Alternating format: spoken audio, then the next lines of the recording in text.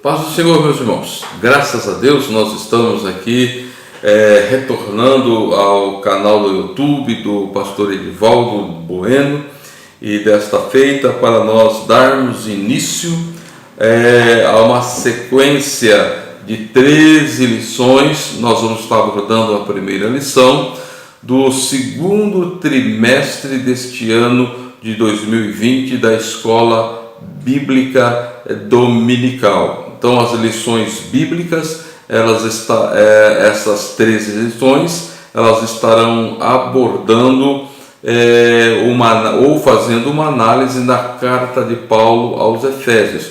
E a temática da lição aqui é a seguinte: a igreja eleita, redimida pelo sangue de Cristo e selada com o Espírito Santo da promessa. Como eu disse aos irmãos, nós vamos estar abordando aqui a primeira lição. Lembrando que por virtude da quarentena, a igreja ela não pode reunir presencialmente, consequentemente, nós não poderemos nos reunir no templo para estudar esta lição, mas nós estaremos aqui estudando com os irmãos, analisando alguns pontos e abrindo o leque aí para as demais lições, tá? Então a primeira lição é Carta aos Efésios, saudação aos destinatários, tá? Então basicamente a lição de hoje, ou a lição que estamos estudando, a primeira lição, ela é uma introdução, é uma abordagem introdutória naquilo que Paulo ele está querendo dizer ou revelar a esta igreja. O texto áureo ele se encontra lá no capítulo 1 e versículo 2 desta mesma carta, que diz: a vós graça e paz da parte de Deus, nosso Pai, e do Senhor Jesus Cristo. A verdade prática, ela vai destacar o seguinte, que a Epístola aos Efésios revela o propósito eterno de Deus para a Igreja de Cristo. Ela revela o propósito eterno para a Igreja de Cristo. E a leitura bíblica em classe, ela foi extraída de dois textos, ou de dois livros, da carta aos Efésios, capítulo 1, versículos 1 e 2, e depois lá do livro dos Atos dos Apóstolos, capítulo 19, dos versículos de 1 a 7. Tá? Então a lição ela está circunstanciada nesses dois textos da Bíblia Sagrada. Quando nós olhamos para a introdução, o comentarista ele vai dizer que esta epístola aos Efésios, dos escritos de Paulo, ela pode ser considerada como a rainha das epístolas ou a coroa dos escritos do apóstolo Paulo. E nesta lição, então, nós vamos apresentar aqui alguns aspectos introdutórios, tá? E as principais abordagens das doutrinas que estão sendo tratadas aqui, para os irmãos terem uma ideia do que nós estaremos estudando ao longo desse trimestre. Uma outra questão, o conteúdo da epístola, ela tem o propósito também de levar os seus leitores a adorar a Deus e também ao aperfeiçoamento da vida cristã. Então, esse escrito de Paulo foi escrito para uma comunidade de pessoas que já eram cristãs, que já eram salvas pela graça do Senhor Jesus. Tá?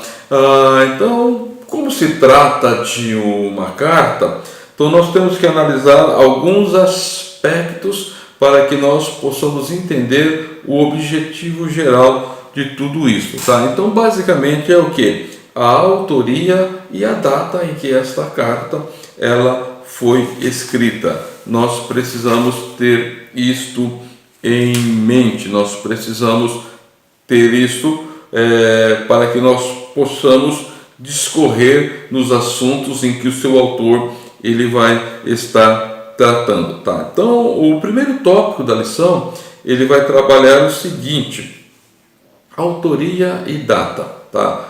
Quem foi que escreveu este livro e quando escreveu, tá? Isso vai nos ajudar a nos situar na questão histórica, no tempo e no espaço. Em que período da história do cristianismo ou da igreja primitiva em que foi escrito esta carta? E vamos perceber também os destinatários, em que local eles se encontravam, tá, dentro do Império Romano, e também aonde Paulo, que escreve, ele se encontrava também, tá? Então, logo de início, quando nós lemos a leitura bíblica em classe, que é o início da carta aos Efésios, vai dizer assim: Paulo, apóstolo de Jesus Cristo, pela vontade de Deus, aos santos que estão em Éfeso e fiéis em Cristo, tá? Então, uma das primeiras coisas que ele faz aqui é identificar-se, e aqui ele vai utilizar o nome romano dele, que é Paulo, tá? Paulo, que ele era muito mais conhecido no início da sua vida como Saulo, que era um nome hebraico que ele tinha, que era uma homenagem possivelmente a Saul, porque ele era da tribo de Benjamim, e por ser da tribo de Benjamim, o Saul, ele foi o primeiro rei da monarquia em Israel, tá? Então vocês vão perceber que o autor desta carta, Paulo, ele passa a adotar este nome Saulo após ele iniciar as suas viagens missionárias, porque ele estaria entrando em contato, ele estaria interagindo também com gentios, tá? Então este nome era muito mais fácil dentro da missão que ele tinha, tá? E nós vamos perceber que o comentarista ainda ele vai dizer que esta carta ela tem a assinatura apostólica, ou seja, ele se coloca como uma pessoa que tinha autoridade de Cristo, delegada por Cristo para a missão que ele estava desenvolvendo. É uma reivindicação ministerial aqui que ele está fazendo, porque nós sabemos que a palavra apóstolo, ela significa mensageiro, tá? Ou aquele que é enviado, ou embaixador, ou aquele que representa a quem o enviou, tá? Então, quando o apóstolo Paulo ele reivindica para si o apostolado, ele está reivindicando para si a autoridade, tá? Que ele tem a autoridade no nome de Jesus para exercer o seu ministério, tá? E ainda ele vai ratificar, ou ele vai afirmar este pensamento, esta reivindicação, que ele é o apóstolo de Jesus Cristo pela vontade de Deus. Ou seja, quando nós olhamos para a palavra de Deus ou a Bíblia Sagrada, a questão da vontade de Deus, a vontade de Deus é aquela capacidade livre que Deus tem de agir por si só, tomar as decisões por si só. E nós vamos perceber que Deus assim o fez quando ele encontrou com Paulo lá na estrada a caminho de Damasco. Jesus se apresenta a ele, revela o que desejava dele, e Paulo ele submete-se a esta vontade soberana de Deus.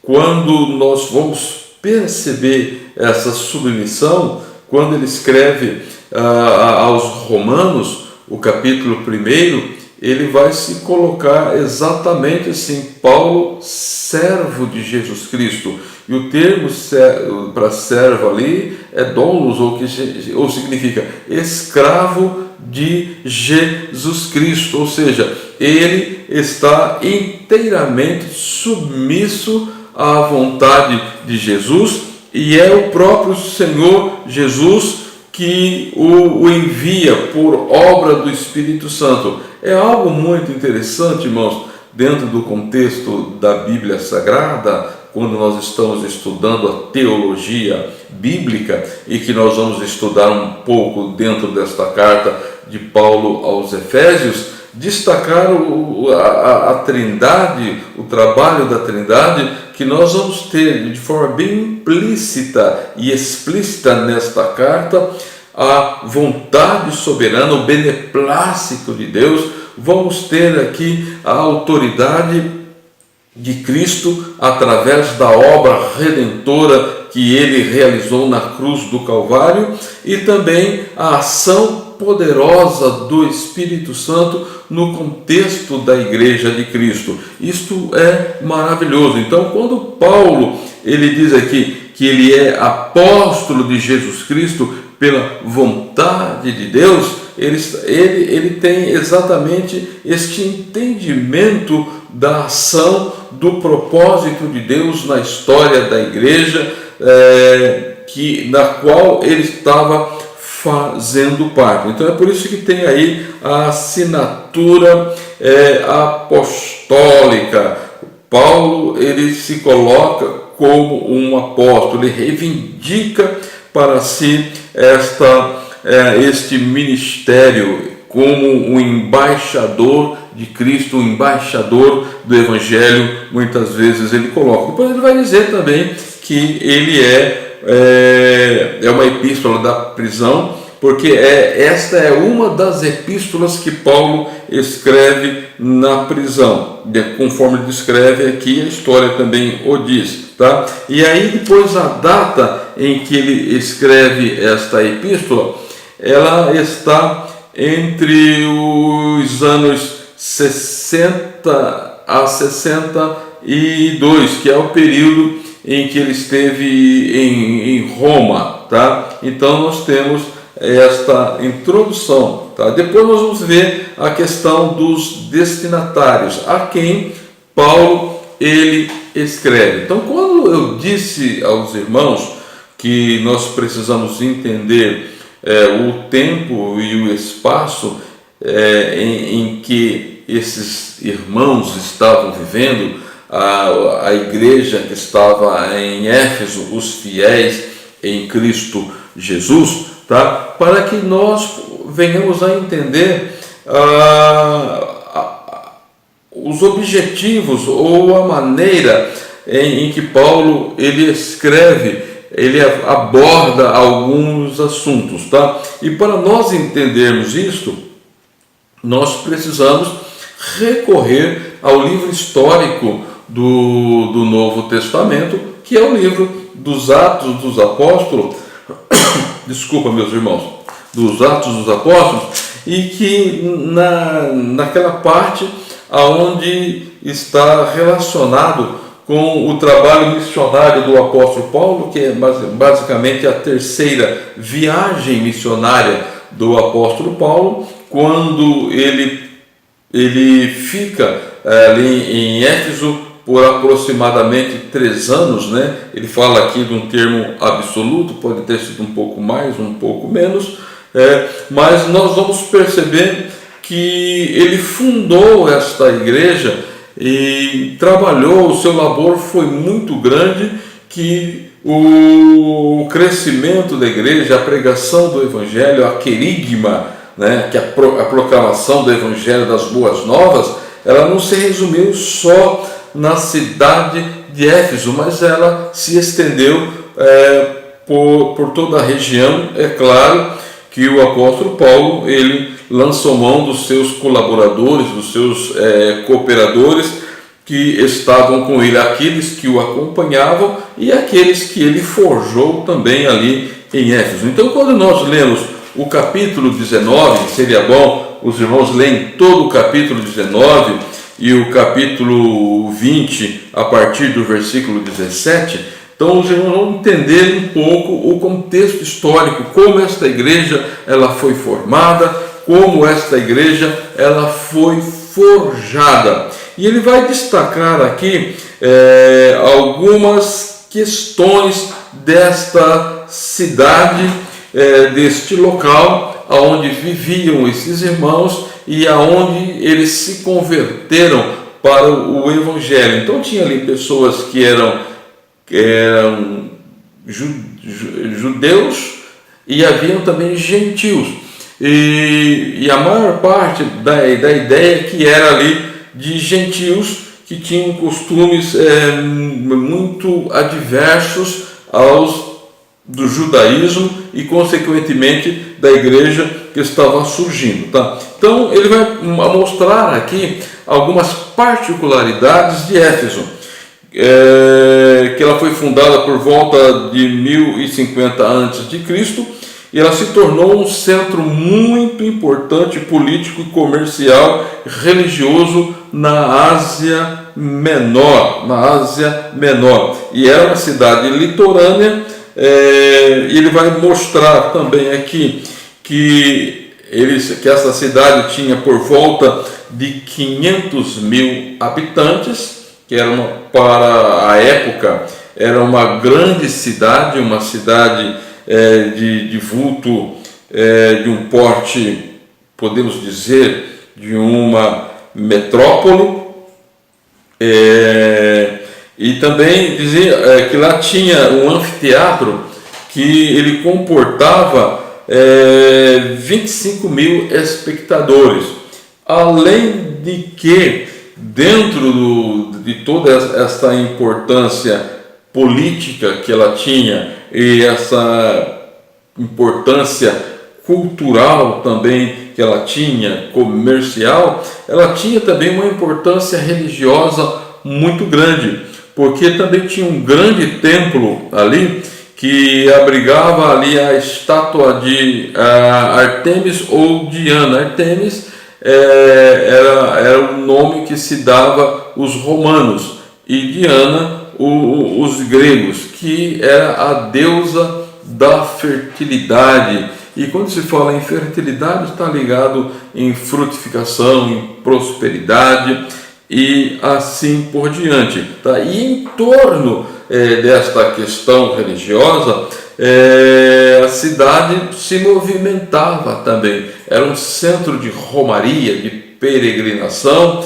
e eles exploravam muito isto, e tinha muitas pessoas que ganhavam dinheiro em torno destas questões aqui. E foi dentro desse contexto, se nós olharmos para o livro de Atos dos Apóstolos, para analisar ali os passos do apóstolo Paulo, como a igreja ela evoluiu, como ela cresceu ali, nós vamos perceber que o apóstolo Paulo ele ficou primeiramente 3 meses pregando na sinagoga, e ali grandes milagres o Senhor realizou, foram grandes coisas, mas chegou um momento em que Paulo ele não pôde mais continuar na sinagoga por causa da pressão dos judeus não conversos, e aí ele vai para uma escola de um certo tirano, e ali ele permanece por 2 anos, tá? E nós vamos perceber que nesse espaço de 2 anos, como Deus ele trabalhou através do Espírito Santo de forma gloriosa. a Bíblia vai nos dizer aí que Paulo fazia maravilhas extraordinárias, tá? Porque quando você pega que Éfeso era um centro religioso e que se tinha ali uma grande, a grande estátua da deusa Diana, além do que havia ali também uma concentração de demônios, de espíritos demoníacos, usando as pessoas para canalizarem a religiosidade, a Diana, este misticismo, tá? E nós vamos perceber que ele vai dizer o seguinte, que no capítulo 19, versículo de número 11 e 12, vai nos dizer assim: e Deus pelas mãos de Paulo fazia maravilhas extraordinárias, de sorte que até os lenços e os aventais que levavam do seu corpo os enfermos, aos enfermos, as enfermidades fugiam deles e os espíritos malignos saíam, tá? E diz que lá havia alguns exorcistas judeus, né, ambulantes, porque tendo em vista a grande quantidade de pessoas oprimidas, possessas por esses espíritos malignos.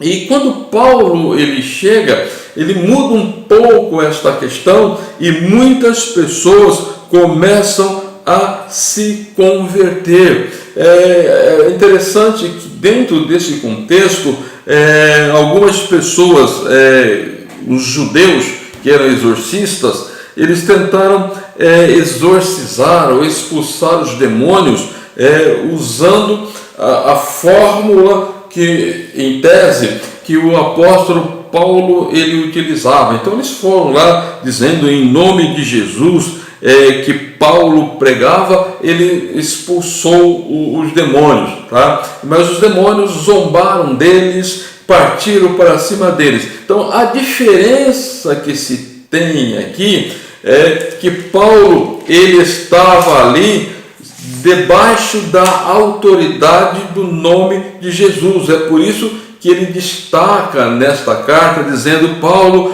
apóstolo de Jesus Cristo, pela vontade de Deus. Se ele é apóstolo de Jesus Cristo pela vontade de Deus, necessariamente ele estava cheio do Espírito Santo, e é o Espírito Santo. Então ele tinha a autoridade do nome de Jesus e tinha o poder do Espírito Santo, tá? E é por isso que ele vai dizer aqui em uma das cartas que o poder que estava na igreja é o mesmo poder que ressuscitou Jesus dentre os mortos e o colocou à destra de Deus, tá? Então você começa a entender a razão de que Paulo ele vai utilizar aqui alguns termos para melhor explicar o seu ministério, tá? Então a igreja que estava em Éfeso era uma igreja que tinha uma batalha espiritual muito grande. E é por isso que lá no capítulo 6, o apóstolo Paulo ele vai abordar que a nossa luta não é contra a carne, não é contra o sangue, é devido à incidência grande de pessoas demoníacas naqueles centros aonde eram invocados esses espíritos malignos e pessoas eram possessas. E então quando Paulo ele chega na autoridade do nome de Jesus e no poder do Espírito Santo, ele expulsa os demônios, ele cura os enfermos e o que Paulo realizava na autoridade do nome de Jesus e no poder do Espírito Santo eram coisas extraordinárias. Então foi exatamente esta igreja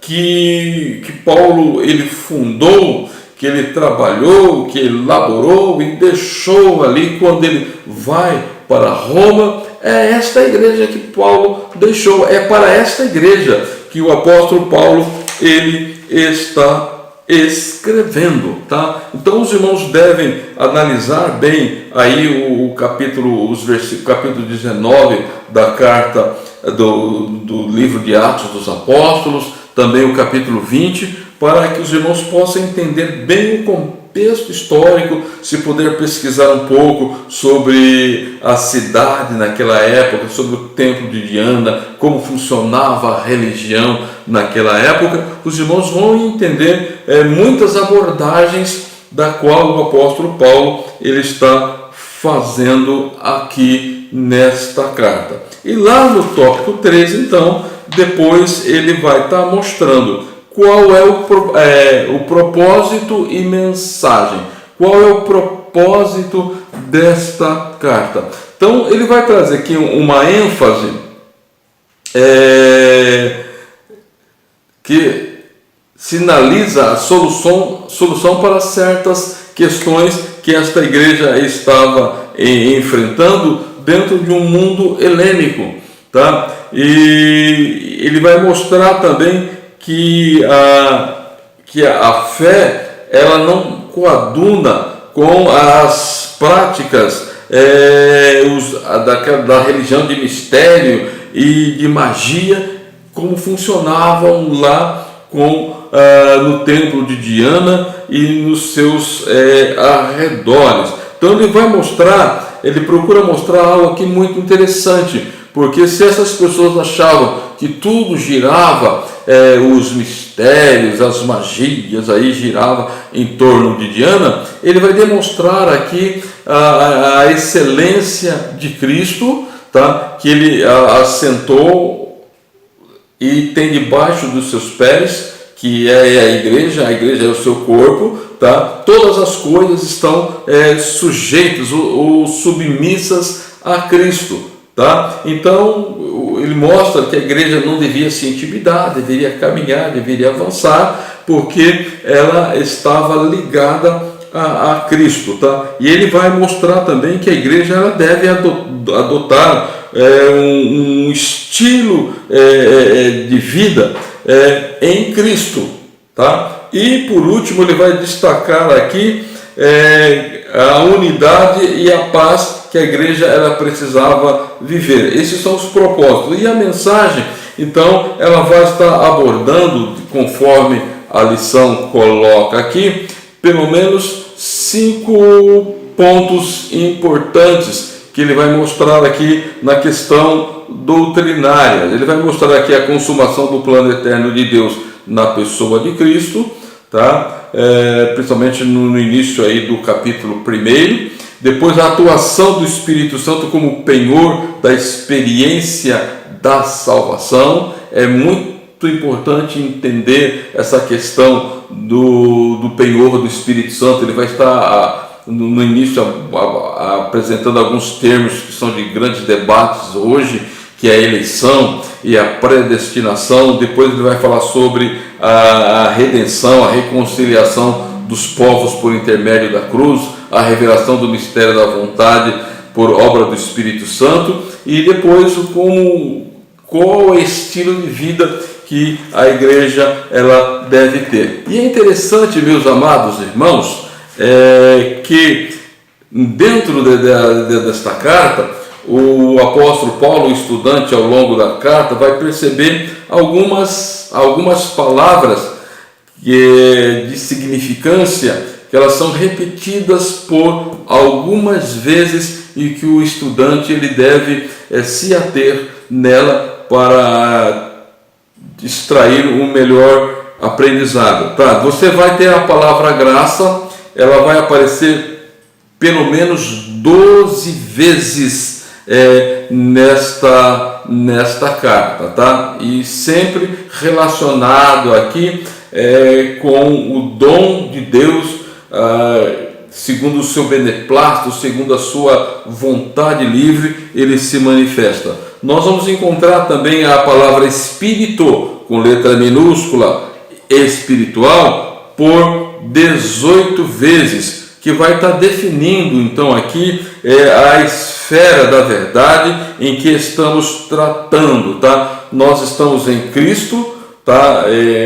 Uma vida espiritual, mas nós estamos numa batalha espiritual também, se nós não estivermos escudados em Cristo, na autoridade do nome de Jesus e no poder do Espírito Santo, de acordo com a vontade de Deus, nós não teremos êxito. A palavra celestiais, ela aparece por 5 vezes e ela tem um significado muito interessante também, que ela nos coloca em Cristo nas regiões celestiais e que as batalhas que nós enfrentamos também são nas regiões celestiais. Então nós precisamos entender muito bem. Então a palavra graça espiritual, no aspecto minúsculo aqui, celestiais, e depois a palavra mistério, ela aparece por 5 vezes e é uma palavra crucial, porque vocês se lembram que a religião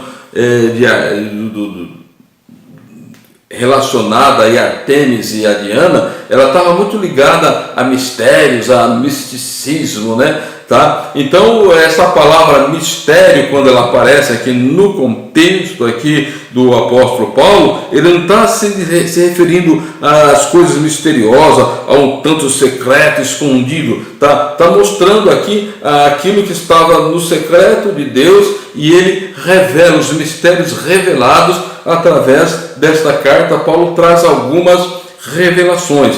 E aí nós temos a palavra corpo também, e esta palavra aparece 8 vezes, e ela abrange tanto o coração e a carga que a mensagem ela traz, tá? Dizendo que nós somos corpo de Cristo e assim por diante, tá? Depois ele vai trazer a palavra andar, ela aparece por 8 vezes e corresponde também, ela tem uma correspondência com o corpo aqui. Andar é o que devemos fazer, tá? São os atos dignos da cabeça. Nós somos o corpo ligado à cabeça, aqueles atos dignos que nós precisamos fazer. E por último, aparece aqui tá? Esta palavrinha, ela vai aparecer pelo menos 97 vezes, tá?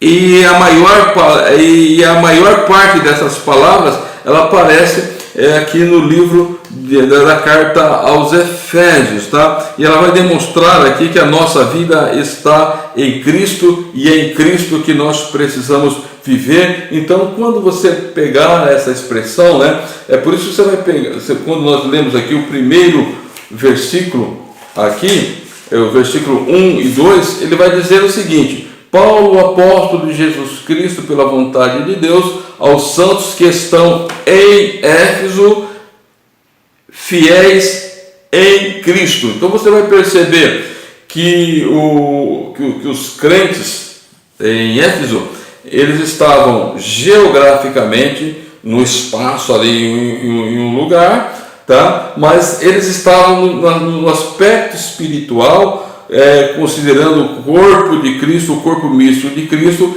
eles estavam em Cristo Jesus, tá? Então, quando nós analisamos este jogo de palavras, que são 7 palavras que aparecem, vocês vão perceber que graça e espírito, elas podem estar juntas, celestial e mistério junto, e também o corpo está intimamente com o andar, tá? E a análise da palavra dentro dos contextos, elas vão trazer grandes lições para nós, tá? Então, para nós finalizarmos aqui com esta abertura do primeiro trimestre, tá? Alguns aspectos que nós precisamos também considerar nesta carta que a Trindade, ela está bem destacada aqui, tá? O Pai, o Filho e o Espírito Santo.